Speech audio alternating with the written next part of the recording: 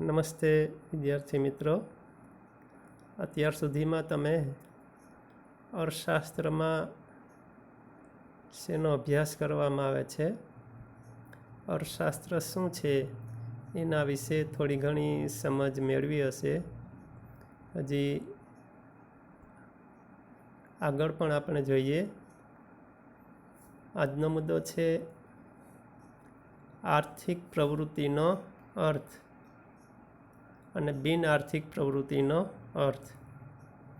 તો આર્થિક પ્રવૃત્તિ અને બિન આર્થિક પ્રવૃત્તિ, economic activity and non economic activity. તો આપણે આગળ જે અર્થશાસ્ત્ર વિશે સમજૂતી મેળવી એમાં એટલું તો સમજીએ છીએ કે અર્થશાસ્ત્રમાં આર્થિક બાબતોનો અભ્યાસ કરવામાં આવે છે. તો એ આર્થિક બાબત માટે જ આર્થિક પ્રવૃત્તિ થાય છે. તો આર્થિક પ્રવૃત્તિ એટલે શું ને બિન આર્થિક પ્રવૃત્તિ એટલે શું એ જોશું આપણે. માણસ સતત પ્રવૃત્તિશીલ છે. તે દિવસ દરમિયાન અનેક પ્રવૃત્તિ કરે છે. આપણે જાણીએ છીએ કે માણસ છે સતત કંઈક ને કંઈક પ્રવૃત્તિ કરતો હોય છે. એ સવારથી સાંજ સુધી એ સતત કંઈક ને કંઈક પ્રવૃત્તિ કરતો હોય છે.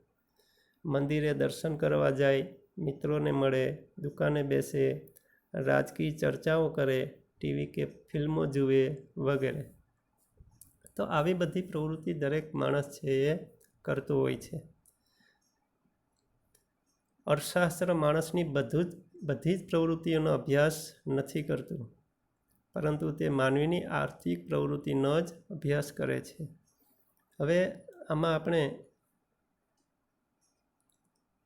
સમજ્યા કે માણસ છે ઘણી બધી પ્રવૃત્તિ કરતો હોય છે. હવે અર્થશાસ્ત્રમાં આર્થિક પ્રવૃત્તિઓનો જ અભ્યાસ કરવામાં આવે છે. આપણે આગળ જે પ્રવૃત્તિ જોઈ, મંદિરે દર્શન કરવા જાય તો એ આર્થિક પ્રવૃત્તિ કહેવાય નહીં. મિત્રોને મળે તો એ પણ આર્થિક પ્રવૃત્તિ ન કહેવાય. દુકાને બેસે તો એ આર્થિક પ્રવૃત્તિ કહેવાય. તો અર્થશાસ્ત્રમાં આર્થિક પ્રવૃત્તિઓનો જ અભ્યાસ થાય છે. માટે અર્થશાસ્ત્રના અભ્યાસની શરૂઆતમાં આર્થિક પ્રવૃત્તિનો અર્થ સમજવો જરૂરી છે. આપણે જોઈએ આર્થિક પ્રવૃત્તિનો અર્થ. માણસ પોતાની જરૂરિયાતો સંતોષવાના હેતુસર વસ્તુઓ અને સેવાઓના વિનિમય માટે આવક મેળવવાની કે ખર્ચ કરવાની જે પ્રવૃત્તિ કરે છે તે આર્થિક પ્રવૃત્તિ છે. તો આર્થિક પ્રવૃત્તિ કોને કહેવાય? તો કે માણસ પોતાની જરૂરિયાતો સંતોષવાના હેતુસર જે પ્રવૃત્તિ કરે છે એ પ્રવૃત્તિનો હેતુ શું? તો કે એની જરૂરિયાત જે છે એ સંતોષવાનો હેતુ છે. પછી આગળ, વસ્તુઓ અને સેવાઓના વિનિમય માટે આવક મેળવવાની કે ખર્ચ કરવાની જે પ્રવૃત્તિ કરે છે. વસ્તુ અને સેવાના વિનિમય માટે. વિનિમય એટલે આપવું અને લેવું. તો વસ્તુ અને સેવાનો વિનિમય, આપ-લે.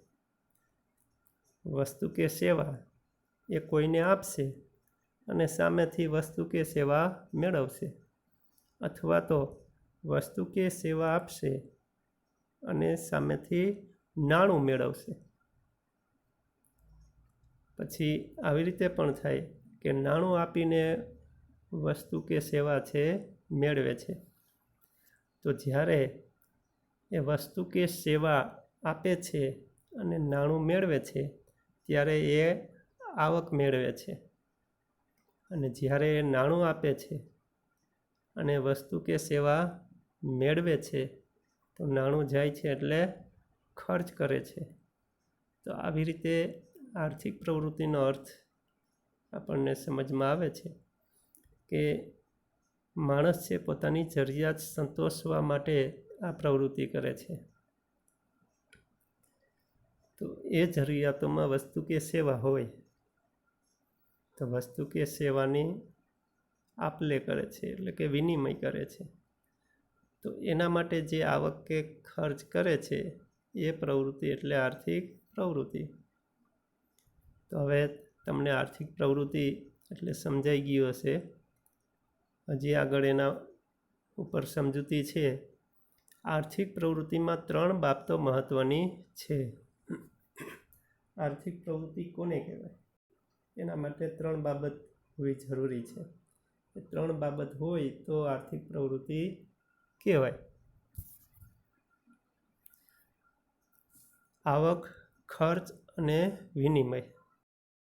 એટલે આર્થિક વિનિમયો માટે આવક પ્રાપ્તિ કે ખર્ચ કરવાની પ્રવૃત્તિ એટલે આર્થિક પ્રવૃત્તિ. એક આવક મેળવે છે, અથવા તો ખર્ચ કરે છે, અથવા તો વિનિમય કરે છે, એટલે કે વસ્તુ કે સેવા આપે ને વસ્તુ કે સેવા મેળવે તો એ વિનિમય થયો કહેવાય.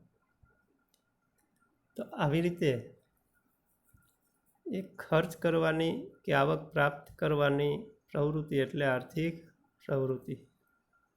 ટૂંકમાં જરૂરિયાતોના સંતોષ માટે વસ્તુઓ કે સેવાઓ મેળવવા આવક પ્રાપ્તિ કે ખર્ચ કરવાની પ્રવૃત્તિ એટલે આર્થિક પ્રવૃત્તિ. પોતાની જરૂરિયાત સંતોષવા માટે એ વસ્તુ કે સેવા મેળવવા માટે આવક પ્રાપ્તિ કરે અથવા તો ખર્ચ કરવાની પ્રવૃત્તિ કરે છે એટલે આર્થિક પ્રવૃત્તિ. તો આર્થિક પ્રવૃત્તિ એટલે આપણે સમજી ગયા કે પોતાની જરૂરિયાત સંતોષવા માટે ચીજ વસ્તુ કે સેવાનો જે વિનિમય કરે છે એ આર્થિક પ્રવૃત્તિ છે. હવે બિન આર્થિક પ્રવૃત્તિનો અર્થ જોઈએ આપણે. જે પ્રવૃત્તિનો ઉદ્દેશ આવક મેળવવા, ખર્ચ કરવાનો અને વિનિમયનો નથી તે સિવાયનો છે તે પ્રવૃત્તિ બિન આર્થિક છે. આપણે આર્થિક પ્રવૃત્તિમાં જોઈ ગયા હતા કે એનો ઉદ્દેશ છે એ આવક મેળવવાનો હોય કે ખર્ચ કરવાનો હોય અથવા તો વિનિમયનો હોય છે. તો એ આર્થિક પ્રવૃત્તિ છે, પણ આવો એનો કોઈ હેતુ હોતો નથી ત્યારે એ બિન આર્થિક પ્રવૃત્તિ છે. દાખલા તરીકે દયા, માયા, પ્રેમ જેવી લાગણીઓથી પ્રેરાઈને થયેલી પ્રવૃત્તિ બિન આર્થિક છે. દયા, માયા, પ્રેમ એવી પ્રવૃત્તિ છે એનાથી જે પ્રવૃત્તિ થાય છે. દાખલા તરીકે કોઈ ગરીબને આપણે અનાજ કે પૈસા કે કંઈ આપીએ છીએ, ભિખારીને ભીખ આપીએ છીએ, તો એ લાગણીથી, દયાથી કે એવી રીતે આપણે એવી પ્રવૃત્તિ કરીએ છીએ. તો એ બિન આર્થિક પ્રવૃત્તિ છે. જે પ્રવૃત્તિમાં માત્ર આવક કે માત્ર ખર્ચ હોય અને વિનિમય ન હોય તે પ્રવૃત્તિ બિન આર્થિક છે. દાખલા તરીકે દાન આપવાની પ્રવૃત્તિ. તો જે પ્રવૃત્તિમાં આવક કે ખર્ચનો હેતુ હોતો નથી, વિનિમયનો પણ હેતુ હોતો નથી, તે બિન આર્થિક પ્રવૃત્તિ છે. જ્યારે વેપારી ગ્રાહકને અનાજ આપે છે તો એ આર્થિક પ્રવૃત્તિ છે, પણ જ્યારે કોઈ ભિખારીને, ગરીબને અનાજ આપે છે ત્યારે એ આર્થિક પ્રવૃત્તિ નથી, બિન આર્થિક પ્રવૃત્તિ છે, કારણ કે દયાથી એ પ્રવૃત્તિ કરે છે. બીજું, ગ્રાહકને અનાજ આપે છે તો એની સામે નાણું મેળવે છે, પરંતુ જ્યારે ભિખારીને, ગરીબને અનાજ આપે છે ત્યારે નાણું મેળવતો નથી, એટલે કે એમાં વિનિમય થતો નથી. તો એ બિન આર્થિક પ્રવૃત્તિ છે. અહીં ખર્ચ થાય છે પણ સામે પ્રત્યક્ષ રીતે કશું મળતું નથી. દાન આપવાની પ્રવૃત્તિ જ્યારે થાય તેમાં ખર્ચ થાય છે, લોકો નાણું છે એ છોડે છે, ગુમાવે છે, પરંતુ સામેથી કાંઈ મળતું નથી. આ વ્યાખ્યા પરથી એમ તારવી શકાય કે વ્યક્તિ કશુંક મેળવવાની આશા સાથે લાભ અને ગેરલાભની તુલના સાથે જે પ્રવૃત્તિ કરે છે તે આર્થિક પ્રવૃત્તિ છે. તો આર્થિક પ્રવૃત્તિ કોને કહેવાય? જે બીજી રીતે સમજવામાં આવે તો જ્યારે વ્યક્તિ કંઈક મેળવવાની આશા સાથે કે લાભ કે ગેરલાભની એ સરખામણી કરે છે, ત્યારે એ પ્રવૃત્તિ આર્થિક પ્રવૃત્તિ છે, જેમાં વિનિમય થવો જરૂરી છે. વિનિમય થાય છે આર્થિક પ્રવૃત્તિમાં, વિનિમય થાય છે. આપણે કીધું કે વેપારી ગ્રાહકને અનાજ આપે છે તો સામે નાણું મેળવશે, એટલે આર્થિક પ્રવૃત્તિ છે. પણ જ્યારે વેપારી કોઈ ભિખારીને, ગરીબને મફતમાં અનાજ આપે છે, ત્યારે એ અનાજ આપે છે પરંતુ સામેથી નાણાં મેળવતા નથી, એટલે એ બિન આર્થિક પ્રવૃત્તિ છે. એટલે આર્થિક પ્રવૃત્તિમાં વિનિમય થતો હોય છે. આવકને ખર્ચ તો થાય જ, પણ વિનિમય પણ થતો હોય. આર્થિક પ્રવૃત્તિની સ્પષ્ટ સમજ માટે નીચેના ઉદાહરણો જુઓ. હવે આર્થિક પ્રવૃત્તિ આપણે સમજીએ એના માટેના ઉદાહરણો. પેલું હોટલમાં જઈને જમવું. તો હોટલમાં જઈને જમે છે, તો જમીને બિલની ચૂકવણી કરે છે, નાણું આપે છે, એટલે આર્થિક પ્રવૃત્તિ થઈ. તો એમાં ખર્ચ કરીને જરૂરિયાત સંતોષવી, એ ખર્ચ કરે છે એમાં, અને જરૂરિયાત છે એ સંતોષે છે. બીજું, થિયેટરમાં જઈને ફિલ્મ જોવી, તેમાં ખર્ચ કરીને મનોરંજન મેળવે છે, નાણું આપે છે અને મનોરંજન મેળવે છે. પેલામાં હોટલમાં જઈને જમે છે તો નાણું આપે છે અને ભૂખ છે એ સંતોષે છે. ત્રીજું, ખેતરમાં જઈને મહેનત કરવી, તો શ્રમ કરીને ઉત્પાદન મેળવવું. ખેડૂત છે એ શ્રમ કરે છે, પરિશ્રમ કરે છે અને સામે ઉત્પાદન મળશે. ચોથું, શાળામાં બાળકોને ભણાવી પગાર મેળવવો, તેમાં સેવા આપીને આવક મેળવવી. આ બધી જ પ્રવૃત્તિઓ છે આર્થિક પ્રવૃત્તિઓ છે, કારણ કે એ કાંઈક આપીને કાંઈક મેળવે છે. નાણું આપે છે અથવા તો શ્રમ આપે છે, સેવા આપે છે અને સામે મેળવે છે કંઈક. આમ માણસની અનેક જરૂરિયાતો છે. આ જરૂરિયાતો પૂરી કરવા માટે જે વસ્તુઓ કે સેવાની જરૂર પડે છે, તે મેળવવા માટે કાં તો વસ્તુ કે સેવા આપવી પડે છે અથવા નાણાં આપવા પડે છે, અને આ બદલામાં આપવાની વસ્તુ, સેવા કે નાણાં મેળવવા માટે આપણી પાસે જે વસ્તુ, સેવા, શ્રમ છે તે આપવો પડે છે. દાખલા તરીકે ખેડૂતને મોટરસાઇકલની જરૂરિયાત છે, તો મોટરસાઇકલ મેળવવા માટે નાણાંની જરૂર પડે. માટે ખેડૂત ખેતરમાં મહેનત કરી શ્રમ દ્વારા અનાજ ઉગાડે છે, અનાજ વેચીને નાણાં મેળવે છે અને આ નાણાં દ્વારા મોટરસાઇકલ મેળવે છે. તો આવી રીતે માણસ છે પોતાની જરૂરિયાત આર્થિક પ્રવૃત્તિ કરીને મેળવે છે.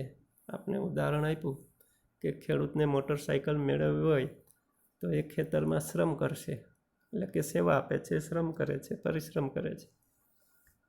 ઉત્પાદન કરશે અનાજનું, એ અનાજ વેચશે અને એમાંથી નાણાં મેળવશે ને એ નાણાં વડે મોટરસાઇકલ ખરીદશે. આવું જ અભિનેતા, શિક્ષક, વકીલ, મૂડીપતિ બધા જ કરે છે. અને આ કશુંક મેળવવા માટે આવક પ્રાપ્ત કરવાની કે ખર્ચ કરવાની પ્રવૃત્તિ એ આર્થિક પ્રવૃત્તિ છે. તો આવી રીતે બધા જ લોકો કાંઈક મેળવવા માટે, એટલે કે પોતાની જરૂરિયાત પૂરી કરવા માટે એ આવક મેળવશે અને એ આવકનો ખર્ચ કરશે, એટલે પોતાની જરૂરિયાત છે એ પૂરી થશે. તો આ આર્થિક પ્રવૃત્તિ થઈ. વિદ્યાર્થી મિત્રો, તમે શિક્ષણ મેળવો છો તે પણ આર્થિક પ્રવૃત્તિ છે, કારણ તમે શિક્ષણ દ્વારા ડિગ્રી, ડિગ્રી દ્વારા નોકરી, નોકરી દ્વારા પગાર અને પગાર દ્વારા જરૂરિયાતો સંતોષવા માગો છો.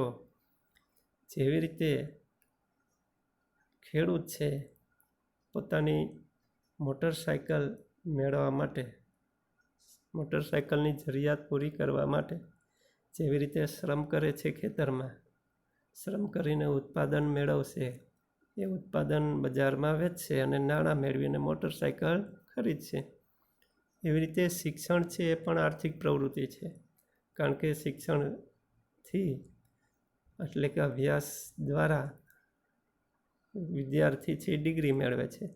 ડિગ્રી હશે ત્યારે નોકરી મળશે, ને નોકરી મળશે એટલે પગાર મળશે. એનાથી જરૂરિયાત છે એ પૂરી થાય છે. આવી રીતે શિક્ષણ છે એ પણ આર્થિક પ્રવૃત્તિ છે.